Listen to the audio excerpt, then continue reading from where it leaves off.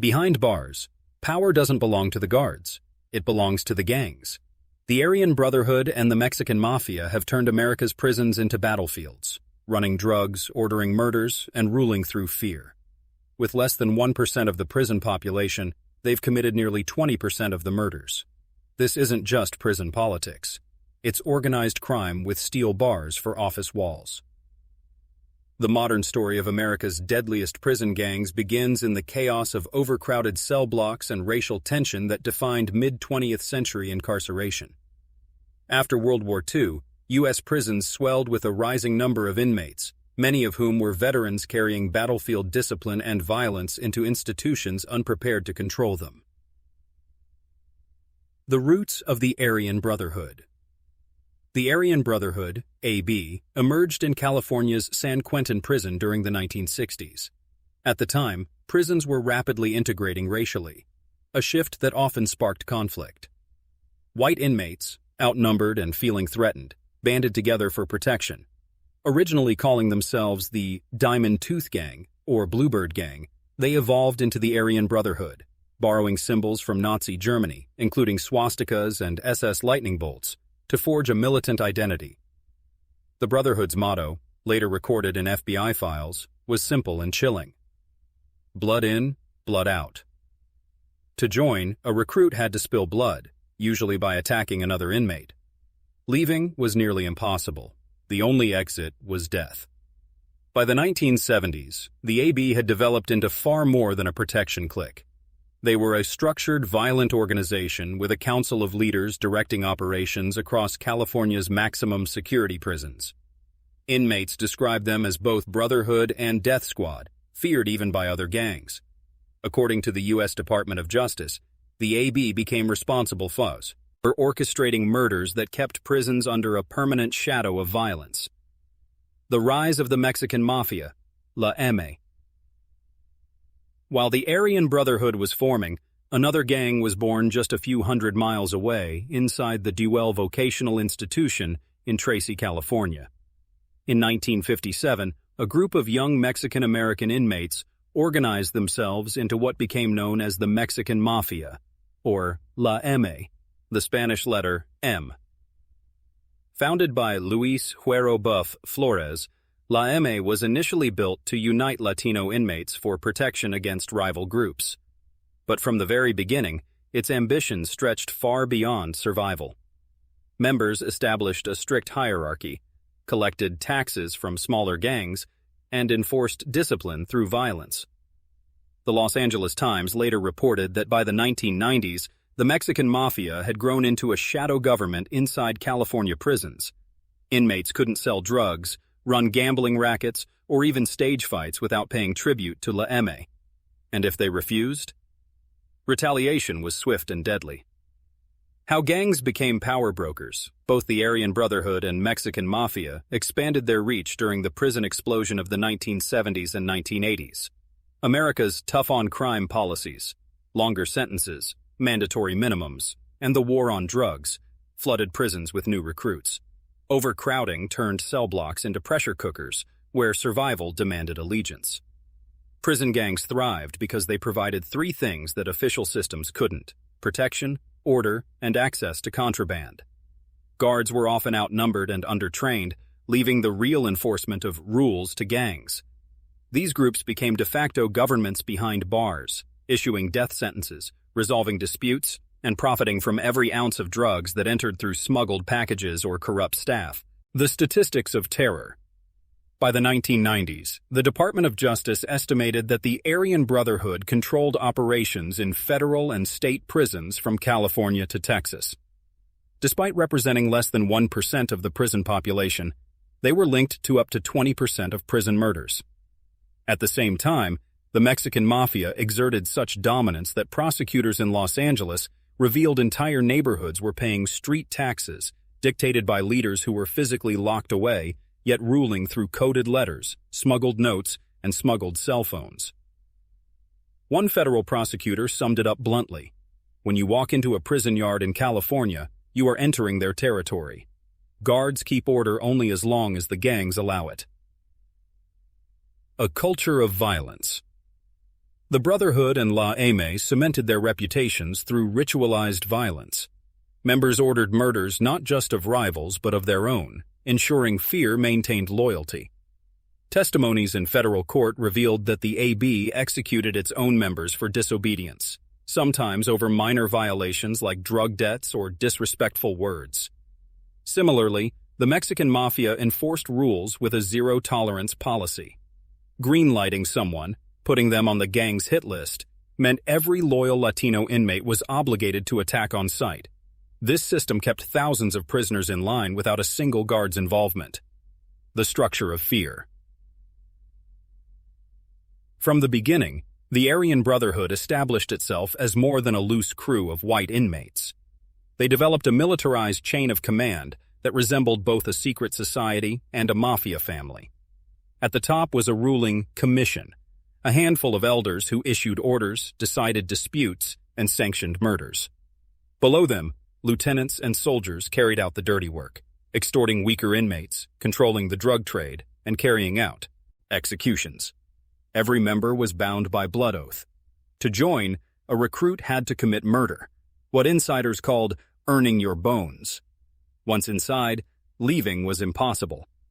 The motto, blood in, blood out, wasn't just symbolic. It meant that death was the only retirement plan. This ruthless structure allowed the Brotherhood to maintain tight control even in the most chaotic prisons. FBI agents later compared the AB's organization to the Italian Mafia: secret codes, written constitutions, and rules of silence. Betrayal was punished swiftly, often with death sentences carried out in crowded yards in broad daylight. Expansion beyond California. By the late 1970s and 1980s, the Aryan Brotherhood's influence was no longer confined to San Quentin or Folsom. The gang spread into federal prisons nationwide. As the war on drugs filled penitentiaries with cartel leaders, black gangs, and new Latino groups, the AB carved out its niche by partnering with, and often eliminating, rivals. Investigators found that the Brotherhood was unusually pragmatic. Despite its white supremacist image, the gang was willing to strike business deals with Latino or even black gangs if it meant profits. Cocaine from cartels, meth from outlaw bikers, and heroin smuggled into prisons all flowed through AB-controlled networks. Violence was their brand, but money was their fuel. An FBI report from the 1990s noted that the AB was not a gang of ideological warriors. It was a criminal enterprise first and foremost. Racism was the recruiting tool, but racketeering was the real mission. The murder machine. By the 1990s, the Aryan Brotherhood had become synonymous with prison murder. Investigators estimated they were behind nearly 1 in 5 prison homicides across federal facilities. Their killings weren't random. They were calculated, sending messages to rivals, recruits, and even prison staff. Court documents later revealed chilling stories. In one case, an AB member stabbed an inmate dozens of times in front of a crowded yard, not because of a personal feud, but because the gang's leadership demanded it as a test of loyalty. In another, a target was ambushed in the showers, murdered with makeshift blades as fellow prisoners looked on in silence. The brutality wasn't limited to inmates. The Brotherhood was also linked to plots against correctional officers and even federal prosecutors. For years, the group effectively ruled by terror, daring anyone, even the government, to challenge them. The 2002 federal indictment. That challenge finally came in 2002. After years of undercover work, wiretaps, and flipped informants, the U.S. Department of Justice unsealed one of the largest indictments in prison gang history. More than 40 Aryan Brotherhood members and associates were charged with crimes ranging from murder and conspiracy to racketeering. The indictment alleged that AB leaders had ordered or carried out at least 16 murders, 16 attempted murders, and dozens of assaults inside prisons across the country. The government's case argued that the Brotherhood functioned as a continuing criminal enterprise, effectively branding them as a prison-based mafia. Among the most shocking revelations, AB leaders in solitary confinement were still able to orchestrate murders hundreds of miles away, using coded messages and corrupt communication channels. Even isolation cells couldn't sever the Brotherhood's chains of command. The trial, which dragged on for years, brought some of the gang's top leaders, including Barry the Baron Mills and Tyler the Hulk Bingham, into federal court. Prosecutors sought the death penalty, portraying the AB as one of the deadliest organized crime groups in American history. Inside the courtroom, court transcripts exposed how the Brotherhood operated. Witnesses testified about smuggled kites, tiny notes, passed through food trays or hidden in legal documents. Former members described initiation rituals, hit lists, and the way the AB kept track of enemies across multiple prisons. One former gang member told the court, "It wasn't about race in the end, it was about power. The Aryan Brotherhood had it, and everyone else feared it." The proceedings captivated the media. For the first time, the public was given a front-row seat to the deadly politics of America's prisons. Did the government win? While the indictments disrupted the AB's leadership, they didn't destroy the gang. Experts say the Brotherhood remains active, though fractured. Leaders have been executed or locked away in supermax prisons like ADX Florence, but younger generations keep the organization alive.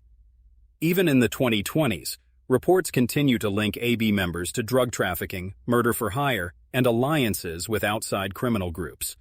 The Brotherhood's legacy is one of survival, adapting and evolving even under the government's harshest crackdowns. The birth of La M.A., the Mexican Mafia, was born in 1957 inside California's Deuel Vocational Institution, a youth prison in Tracy. Its founder, Luis Huero Buff Flores, was a 17-year-old gang member from East Los Angeles. Flores saw an opportunity. Instead of letting Mexican-American inmates fight each other, he would unite them under one banner. He called it La M.A., Spanish for the letter M. The name was simple, but its meaning carried weight: unity, fear, and the promise of protection. Very quickly, what began as a defensive brotherhood turned into something far larger. By the 1960s and 1970s, La M.A. had spread through California's prison system. They recruited from barrios across Los Angeles, particularly from street gangs that would later be known as Sureños. Every Sureño gang on the outside owed loyalty to La M.A. once they were locked up. Taxes, discipline, and control. Unlike the Aryan Brotherhood, which often relied on sheer terror, La M.A. perfected a system of taxes and discipline that resembled a government.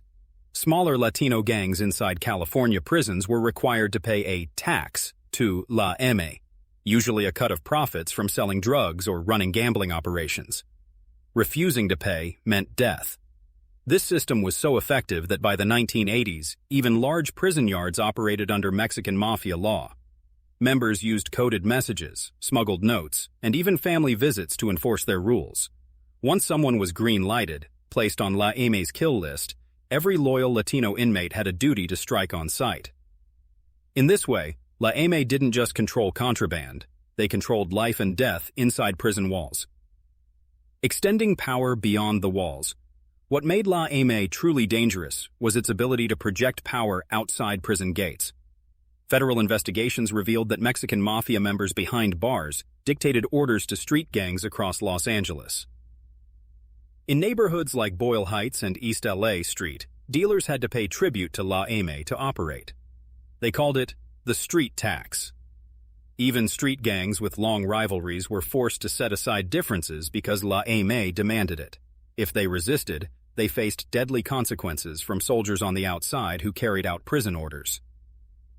In one case reported by the Los Angeles Times in 1995, prosecutors described how imprisoned leaders of La M.A. coordinated killings and extortion schemes in Southern California neighborhoods, proving that the Mexican Mafia was not just a prison gang, but a criminal empire.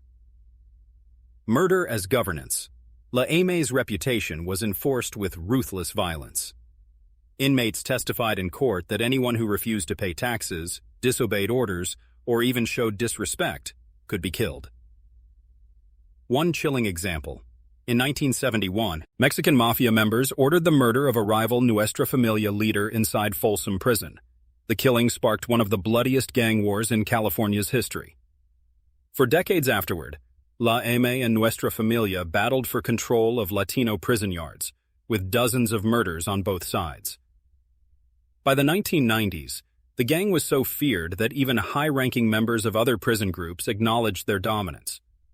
"If La M says it, we do it," one Sereno gang member told investigators. Federal crackdowns. Like the Aryan Brotherhood, La M eventually attracted federal attention. In the 1990s, large-scale investigations revealed the extent of their influence. A sweeping federal indictment in 1995 targeted dozens of members, exposing how imprisoned leaders coordinated violence and drug trafficking operations across California. Yet even after convictions, La M's structure proved resilient. Leaders continued to run operations from solitary confinement. Some used coded phone calls. Others smuggled out orders hidden in legal documents. In one infamous example, an inmate used a drawing of a cartoon character, seemingly innocent artwork, that was actually a coded hit list when examined by investigators. The Mexican Mafia's legacy. To this day, La M remains one of the most feared prison gangs in America. Experts estimate that their influence touches thousands of Latino inmates across the California prison system. On the streets, Sereno gangs still pay homage to La M, keeping the cycle alive. The gang's unique blend of structure, taxes, and terror has given it staying power. Unlike groups that rose and fell with individual leaders, La M created a system bigger than any one man, a shadow empire that stretches from solitary cells to city blocks, allies of convenience. At first glance, the Aryan Brotherhood and La M should have been mortal enemies. One was rooted in white supremacy, the other in Latino unity. But inside prison walls, ideology often bends to profit. Court records and investigative reports reveal that the two gangs struck alliances when it suited them. For example, in California prisons during the 1980s and 1990s, the AB and La M sometimes coordinated drug smuggling operations. The Brotherhood had ties to outlaw biker gangs and methamphetamine suppliers. The Mexican Mafia had deep control of street-level distribution. Working together meant more money, and in prison, money bought influence. Still, the alliances were fragile. A single betrayal, unpaid debt, or power grab could dissolve cooperation in an instant, often in blood. Wars behind bars. When cooperation failed, the results were catastrophic. The Mexican Mafia's long-standing war with the Northern California-based Nuestra Familia frequently drew the Aryan Brotherhood into the fray. Sometimes the AB sided with La M, forming temporary coalitions to crush rivals. Other times, disputes over territory or drug profits led to violent clashes. One of the most infamous examples occurred in the early 1990s at Pelican Bay State Prison, California's supermax. Designed to control gangs, Pelican Bay became a breeding ground for them instead. Investigators documented alliances and wars playing out in the prison's notorious security housing unit, where leaders used smuggled notes to orchestrate murders across multiple facilities. Each act of violence sent ripple effects across the prison system, lockdowns, retaliations, and waves of killings that reminded inmates and staff alike that gangs, not guards, wrote the real rules. Controlling the streets from the cell. What made the Brotherhood and La M terrifying wasn't just their grip inside prison, but their reach into the outside world. The Aryan Brotherhood built networks with outlaw motorcycle gangs, Aryan Nation extremists, and drug cartels. Even while locked up, leaders arranged drug shipments, money laundering schemes, and murder-for-hire contracts. The Mexican Mafia exerted iron control over Sereno gangs in Southern California. Street dealers, from East LA to San Diego, often paid taxes to imprisoned La M generals. Even graffiti in Los Angeles barrios sometimes carried coded references to La M's authority. Federal agents often remarked that these prison gangs turned solitary confinement into command centers. From windowless cells, leaders pulled strings that reached from prison yards to city streets, from state penitentiaries to international borders. Impact on prison culture. The AB and La M's dominance reshaped prison culture nationwide. Violence wasn't random. It was institutionalized. Loyalty wasn't optional. It was enforced by death. Survival meant choosing a side, even for inmates who had no gang ties on the outside. For prison officials, this created a grim paradox. Locking gang leaders in solitary didn't end their influence. Instead, it concentrated it. Supermax prisons like ADX Florence in Colorado became headquarters, where leaders in isolation still dictated orders that spread across entire states. Federal response and the endless cycle. The U.S. government has launched repeated crackdowns. From the 2002 Aryan Brotherhood indictment to sweeping Mexican Mafia cases in the 1990s and 2000s, prosecutors have tried to dismantle the gangs through conspiracy charges, racketeering laws, and death penalty trials. But history shows a pattern. Leaders are taken down, new leaders rise. Gang structures evolve, adapt, and the legacy of fear. Today, both the Aryan Brotherhood and the Mexican Mafia remain active, though fractured by decades of prosecutions. Their names still carry weight, whispered in yards from California to Texas. For correctional officers, every shift carries the unspoken risk that they're working in territories controlled not by the state, but by gangs that enforce their own laws. For America at large, the existence of these gangs is a stark reminder. Prison is not just a place of punishment. It's a place where organized crime can thrive, adapt, and even expand.